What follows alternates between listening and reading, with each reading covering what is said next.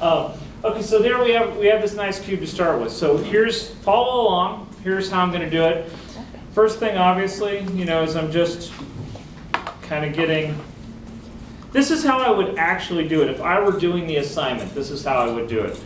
I'm going to X off all three sides just at the same time, just while I'm at it, to find the centers.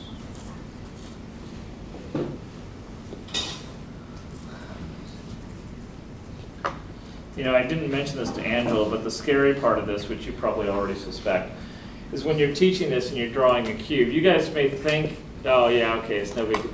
No, every time I do this, I go, oh shit, I better make sure this is right. After I just criticized all their cubes, I better do this well, or I'm going to look like an idiot. Right? Yeah, it's totally the pressure. You always think, oh damn it. What's funny is illustrators sometimes who don't teach, they go to these workshops where we have them in as guests or something, and someone asks them to do a demo, and you see the fear in their eyes. Oh God. Anyway, I felt so sorry. We had this world-class illustrator come to school one time at my old school when I was a student, and I happened to be right behind him. He was like here, about to do the department chair had asked him to do a demo, so he really couldn't say no, So he goes like this, and he goes to work, and he's like, all right, he's like this, and then he turns around, and like the whole audience had gone, and I was like right here, and he turned around and he went, and I saw his hand kind of go like this. I felt so bad for the guy because he was one of these really shy artists, and you could tell he was terrified, All right, so. No, he didn't. He was. It messed with his head in a big way. So those are my points. Now I'm going to put in all three of my minors at the same time, just because the minor is what's important. Okay.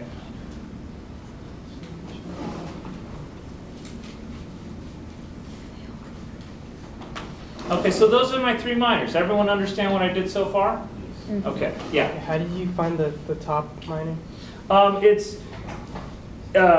It's perpendicular to the side, and so I basically just look at these three sides, and since all three of these sides are verticals, they're not going to a vanishing point, but they're verticals, so that means the minor is going to be vertical too. You can always just kind of look at the surrounding sides for your cubes for those. So everyone else good? Okay. All right. And you guys, please don't hesitate to ask us questions. That's exactly why I'm doing this demo. It's going to take you, if you understand everything perfectly, it's going to take the best students among you, the people with the most mileage and the most experience. The best among you are going to take another 2 weeks to really get the hang of this. Okay? Those of you guys that aren't in that first group, it might take you another 2 months to really get it into your hand. All right? So I want to make sure that the only impediment to that is mileage and not understanding. So if say by Wednesday I see, okay, everyone's understanding, they just can't do it yet. Like, for instance, on Sue's or Jasmine's or Chris, it's like, okay, if everyone's at that point, I'm going to be thrilled. Okay, yeah, Carrie. If you draw an X like on the diagonals between the front Delilah and the very back Delilah, then could you just like draw straight from the center of that X to the center of your squares to get your minor axes? You mean, to get the minor, yeah, actually I'll explain what she just said. I understood, I think, what you're going for. What she's saying is like, so I X'd off this side, okay? And if I X off the back side of the cube, here. No, that's not what I meant. That is what you meant? It's not. Oh. So like if you had a diagonal X going from your very front Delilah to your very back Delilah. From here to here? From the top of the back to the bottom of the front. Like that? Yeah. Yeah. So wouldn't the center of that X get you the center of the cube? Or sorry, from the not that one. Yeah, no, actually, well, you could do any of the corners. Yeah, technically, yes, it will give you the center. So can you just like go from that center to easily get your minor axes? Yeah, you could. That would totally work. Okay. Here's why I would not explain it that way, here's the thing. You're totally right. Just disregard everything I'm about to say. Okay. Ignore, like, go like this, go la la la. Okay. Yeah. Okay, so you guys, so for the rest of you, what she's saying is she's saying something that's absolutely correct. The reason I don't explain it that way is I think it would lead to more confusion because you start getting into this nebulous space in the middle of the cube where people have problems understanding where they're at. So, but yeah, you're right. Okay. You're exactly right. And actually, it's kind of a cool little trick, as a matter of fact, if you do know what you're doing with it. All right, so I've got my majors. Now I'm going to sketch in. Oh, I'm sorry, I've got my minors. Now I'm going to sketch in my majors. Actually, what I'm going to do is I'm actually just going to wing it a little bit. You know, for instance, honestly, if I were doing this for real, I wouldn't even mark off the length of the major at this, or the length of the minor at this point. I would just guesstimate it. But if I wanted to estimate it, I would just go, okay, there and there. This is How my did I do problem. that? I don't understand. Let's talk. Okay, let's slow it down a little bit. Let's slow it down and talk about how I did exactly that. Okay. So here's what I want you to visualize.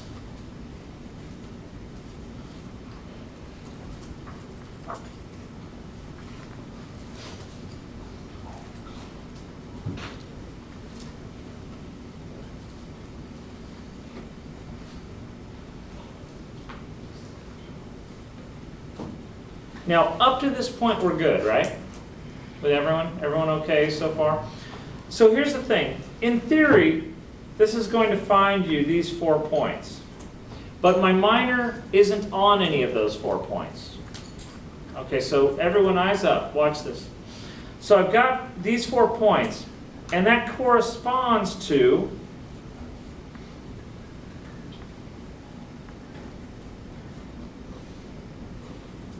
those 4 points, right? Okay, keep your eyes up. So now here's what I'm going to do. If I draw this arc here, okay, if I draw that here, and I kind of pre-visualize it. Well, first of all, if I do this, if I draw a diagonal line, well, the circle, this, you know, this arc entirely falls outside of that line, right? Mm-hmm. So if I do this, if I were to visualize this, I wouldn't actually do this on my drawings, but this is kind of how I'm thinking about it. If I draw this diagonal line here, I know my arc is going to be out here, and it's going to be about halfway, you know, roughly. So I can kind of know it's going to go through a point somewhere up in here, kind of, because I'm visualizing this arc, right? Now look at this. I know my minor axis is going to be between these 2 points. It's got to be. And so if I visualize kind of going from here, and I know it's got to cross at 90, so actually, do you see that that's a pretty good guess? I can't be off by that much, yeah. I understand that, but for whatever reason, when I go to mark off to bisect it, it falls right onto the cube. Okay. The center of the cube. Watch, then that's probably a problem with your cube, Oh. because it may mean the cube sides are rectangular and not square. Okay. That could be it. Yeah. Is there a way to figure out that point exactly? Yes, there is. Sweet. And that's the first thing we're talking about after the break. Okay. Now, here's the other thing. So if I go from this one to here, okay, so these are pretty good points. Now, if I look at these 2 points, do you see that the center, actually take a look, so you see that this center is closer to that than it is to this? And if I split the difference, do you see that I end up right about there, just a smidge in front? So part of it could be precision, part of it could be a cube, but there's some, you will end up with, if these are your minors, you will end up with a major like that. I know I'm doing something wrong, I just don't know what it is. See, and that's kind of what, well, and I'm glad you brought this up, because you guys, that's kind of what I mean. Even if you're understanding it, it's going to take you 2 to 3 weeks to to get the hang of it at least. Everyone, you know. So, so I'm going to go ahead and draw my majors. So it's supposed to always be a little bit back behind the center? It will always be a tiny bit closer to the viewer. Now here's what I mean by closer, you guys. Look at this line here. Okay, everyone take a look. Look at this line here. Do you see that this corner is farther away from us than this corner? This part is farther away than this part. Do you see what I mean? So if this is the center, this is a little bit closer to us. It's a little closer to us on the side. So yeah, the major axis will always be just a tiny bit in front of the center of the square. Just a tiny bit. So for instance, with this one, if I know this is my major here, and actually, Allie, you were having some weird things happen on your top one. So, and who was the other person? I think it was Fook on yours. Your circles on the three sides weren't the same. The major axes weren't close to the same size. Was that yours or someone else's? You know, someone had major axes on top that were like this and like this, and major axes on the side that were like that, and the size difference shouldn't be that great. Okay. So anyway, so if you take a look, okay, this means my majors are about like that. Now if you take a look, do you see that these 4 points are pretty symmetrical? I'm in good shape so far. Okay, now just to finish this one off, I'll draw it, I need another color. Okay, I'll draw it in this color. Now this is one of those weird ones, so I'm going to turn it to the side so my arm's more comfortable drawing it. And I ghost, ghost, ghost, ghost, ghost, ghost, and watch the symmetry. Okay, did that make sense? So ghost, ghost, ghost, symmetry. Yeah. What I did on my homework is what you had, where you kind of went out a little bit from them and then. That's okay. Did it? Yeah, Is that's that okay? It's or- totally okay, you guys. Because here's why I do that.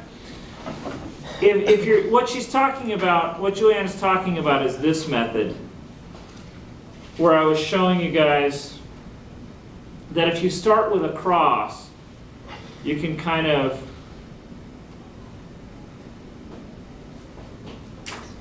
do this, and you sort of have the ellipse And then I went character. over and did it. Like Yeah, that's okay, and it's a little bit of a training wheels version. Like I usually use this more when I'm doing it mechanically and I need a much more perfect ellipse, but I still want to freehand it. But for the sketching, actually, you can do it either way. The main thing is that I want you to feel that symmetry. Okay, and you guys see how here's the other thing. Those of you guys that are having problems hitting the 4 sides and the centers, it's probably a combination of, the main cause is probably that you don't have a square on that side. The main cause is probably that your cube's messed up.